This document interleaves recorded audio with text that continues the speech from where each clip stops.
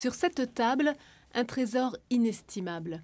Il s'agit de fossiles d'un paresseux géant trouvé en Guyane. Rassemblés à l'Institut des sciences de l'évolution de Montpellier, ces spécimens sont étudiés de près. C'est la première fois que des restes d'un animal géant disparu ont été découverts en Guyane. Cet animal-là, il appartient à une espèce dont les plus gros individus culminaient à 4 mètres. La tête, une fois qu'ils étaient debout, elle était à 4 mètres.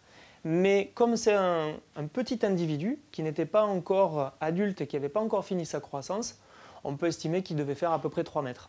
En octobre dernier, ces scientifiques sont partis en expédition en Guyane, escortés par des militaires.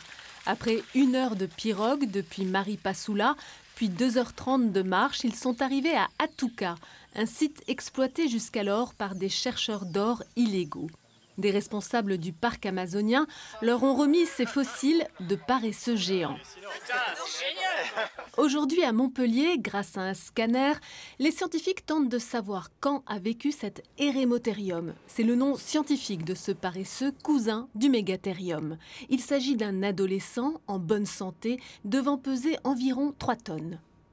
Ces fossiles, ils datent d'au moins 12 000 ans, qui est la date d'extinction de l'espèce. Mais très probablement, d'après les premiers éléments qu'on a vus sur le terrain, liés à la végétation telle qu'on a pu l'analyser, on pense que c'est plutôt autour de 20 000 ans. On peut se tromper et la confirmation, on l'aura dans les prochaines semaines. Les scientifiques cherchent aussi à prélever de l'ADN ancien sur ces fossiles, une opération très difficile à réaliser. Typiquement, l'ADN ancien va être très dégradé, puisque à la mort de l'animal, l'ADN va commencer à se fragmenter et surtout, il va être complètement envahi par de l'ADN de l'environnement et notamment des bactéries, l'ADN des bactéries du sol.